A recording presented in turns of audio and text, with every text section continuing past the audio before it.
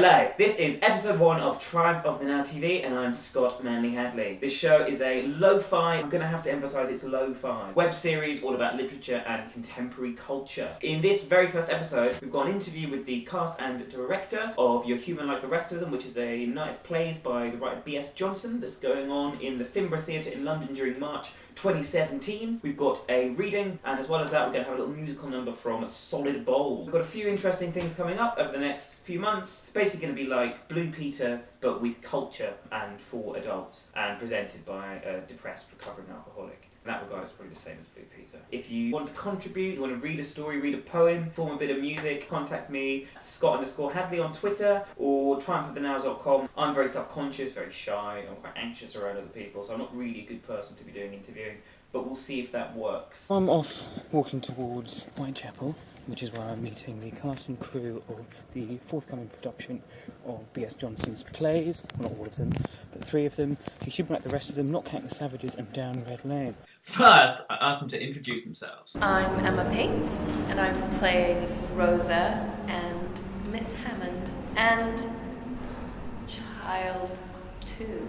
My name's Brian Deacon. I'm playing the father, the husband, Savages, and Patient 1 and Child 1. I am Sarah Berger, and I am playing wife and physiotherapist. And I'm Bertie Smith, and I am playing Jerry, the waiter, and Haken. That is Carla Kingham, who's the director of the piece. I forgot to get her to introduce herself to camera because I'm an idiot. This is my dog and that's my cat. And I was at drama school in '69, and I'd never heard of Johnson before this. None of the cast had heard of B.S. Johnson before their involvement in this production. However, what they have to say about how their experience differed from their usual experiences when making theatre is quite interesting. Well, all plays produce unique challenges, but for this in particular, because I think Savages which is the play I'm mostly concerned with, was originally a teleplay. The way it's constructed, you can see it could work as a cut. But we don't have that. We're presented with a piece that has a lot of technical action with props and different elements like that, none of which we are using.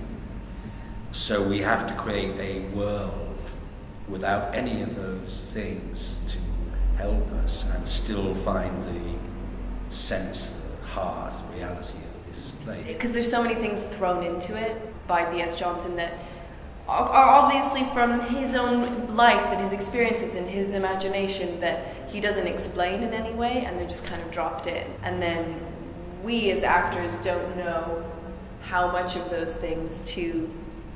I guess we've sort of talked about when you justify it, you kind of run a risk of putting your own interpretation on it, and we don't know how much of it needs to be justified or how much of it is just there, and then the audience makes of it what they will. But I think that your go-to reaction as an actor is to be, well, I need to know what this means for myself. Yeah.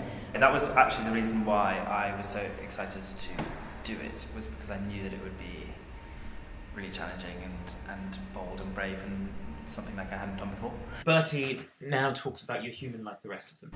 I mean, it's written in verse, first of all, but not with a set rhythm, so it's natural but with a really bizarre syllabic twist, which is quite hard to gauge because, you sort of, you feel fudgy, but it's kind of the right thing, and it's all great discovering what is the right way to gauge that and what's the right way to play that, and also the fact that it is music. None of them are, if you like, conventional plays.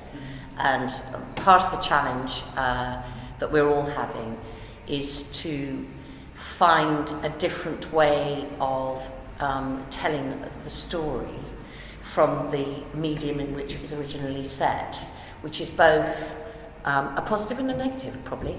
So it's a challenge, which is good. We're playing with formats. I've never come across anything that I found as strange as these. The people are almost in sort of limbo lands. You get a sense that yes, these people could exist in suburban London, but their lives are so complicated, so difficult. The contacts and the lack of contact, the understanding and the lack of it, makes it certainly something that I haven't experienced before. This man died hasn't been examined for a long time, and so in a way he's caught in aspic because he comes from a very particular period of history when the world was in great flux, actually, though the world is once again in great flux. And so it's very interesting now to be looking at some of the ideas that this man is playing around with, and they're quite prescient actually as to what's going on right here and right now. There was obviously some deep, dark musings going on in that man's head, which would definitely come across in the plays. Quite rare to have someone who I think is such a good writer having not been touched by people. And relatively recent. It's not like somebody, it's not like an old 16th century thing, Yeah. It's modern. Yes. Because if you read a play by a well-known writer, I mean, you think about all the performances and all the actors that have previously had their hands on it and all the interpretations of the films you've seen of that, or whatever that may be, but because we don't have that, and that is really exciting, the fact that it's kind of untouched. Just to remind you, before I go into a bit more detail in conversation with the director rather than the cast, the production contains 3 plays by Johnson. Pieces or piece? Do you think of it as one piece or as a collection of pieces? Initially, I thought of them as 3 very separate pieces, and they are obviously, they weren't intended as a triptych, they weren't written as such, but throughout this process of mining them, we've had to find a shared thematic link and a shared theatrical language between the 3. So I suppose by this point in rehearsal, I'm very much thinking of it as a piece, actually, and especially given the chronology of the plays and, where they land in the chronology of Johnson's life as a writer. When you start mining the autobiographical content of the plays, there is a very clear human journey actually throughout each of the 3 pieces. So I think staging them together as part of an evening celebrates the uniquely autobiographical nature of his work. It feels like you go on a journey with him as a writer and as a person. How did you come to be directing this? Neil McPherson, who's the artistic director of the Finborough Theatre, sent me over 2 short plays last summer, and he said, nobody's heard of this writer and I haven't found a director who's been willing to tackle them. What do you think? And as soon as I read B.S. Johnson, I was immediately interested because I, like most people, had encountered him as a novelist when I was reading for my master's, but I'd never encountered him as a dramatist. I didn't even realise he'd written plays, which is probably testament to the poor research I did as a student. But I was fascinated, and I read them, and they were unlike anything I'd ever read before, and they felt strangely pertinent and relevant and urgent. I went along and I met with the estate, Diana Tyler, who's B.S. Johnson's long-term agent and now custodian of the estate. And we had a meeting to discuss the plays. So this was Down Red Lane and You're Human Like the Rest of Them at this point. And Steve Johnson, Brian's son, was there as well. And I said to them I felt it was very important to find a 3rd play to make it up to a full evening. So I spent a lot of time with the British Library Archives reading lots of manuscripts and the unpublished plays, unproduced plays, many plays that remain unproduced. And I came across Not Counting the Savages, which originally existed as a 30-minute teledrama, and I thought it would work excellently as a stage play. So that was the 3rd play to make up the evening, or what now has become our piece.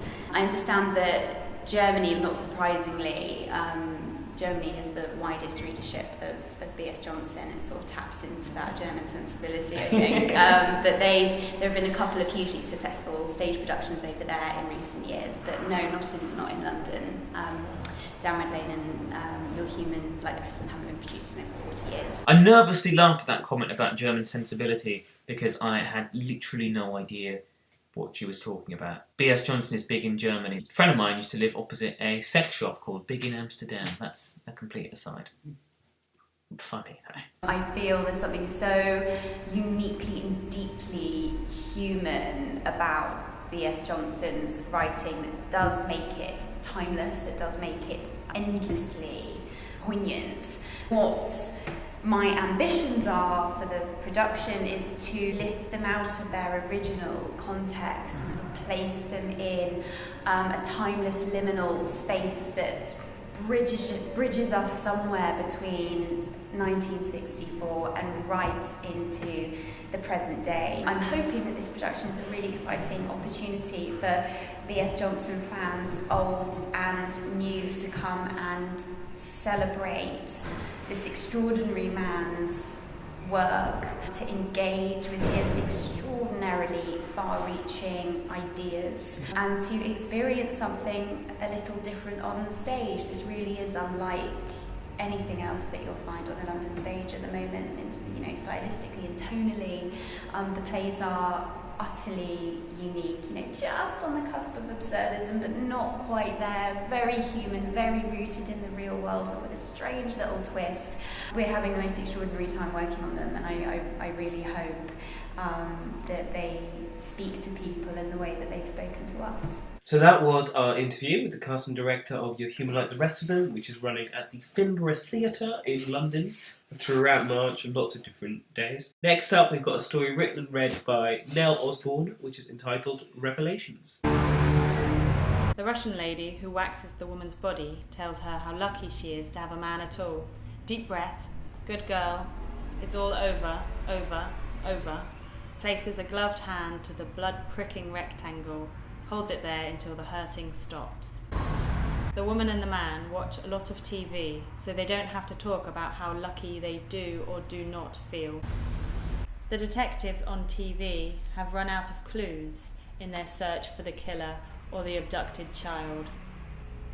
But then along comes this one word or one image that triggers a godlike revelation in the brain of the detective that illuminates the correct path of action that saves the little girl or leads to the capture of the maniac, just before the clock hits 10:30 p.m. and it's time to go to bed before you have to get up for work tomorrow. That job you hate. Later tonight, the woman will undress before the man, as she has done 1,000 times. Her red dress will slump into a mouth around her ankles on the floor. The man will look up from his book, and puzzled by what he sees, he will ask, "Have your arms always been so hairy?" But do you know what? They have. They really have. Such long black hairs ever since she was a small child. The woman will blush with a deep, deep, erotic body shame, to be stark naked beneath God's cold eye. The same woman wrote a love letter in which she asked only that the man love her until the toenail of her right big toe outgrows the pussy pink nail polish colour that no acetate will remove. It was a lover's joke, of course. That toenail is dead and does not grow. Not since it became infected. Not since it went black and nearly fell off. Because even though the man detested the sight of the thing, and especially in bed, the nail and the cuticle stuck together. That's it for episode 1 of Triumph of the Now TV. Thank you very much for watching if you've made it this far. That's reading from Nell Osborne. That's an interview with the cast of You're Human Like the Rest of Them, including Brian Deacon, Sarah Berger, Bertie Taylor-Smith and Emma Paetz, as well as an interview with their director, Carla Kingham, plus bits from me. That's everything from this week. We're just going to play out with a bit of a musical number from a little musician I know called Solid Bold. He's a pretty handsome chap. You were working as a waitress in a cocktail bar when I met you. I picked you up, I turned you round, I shook you about, and I turned you into someone new. But 5 years later on, you've got the world at your feet. Success has been so easy for you. But don't forget it's me who put you where you are now, and I can put you back down too. Don't you want me? I know you won't believe me when I say that you don't need me. Don't you want me?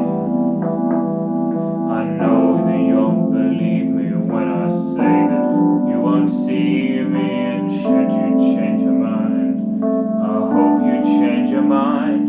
You'd better change your mind, or we will both be sorry. Don't you want me, baby?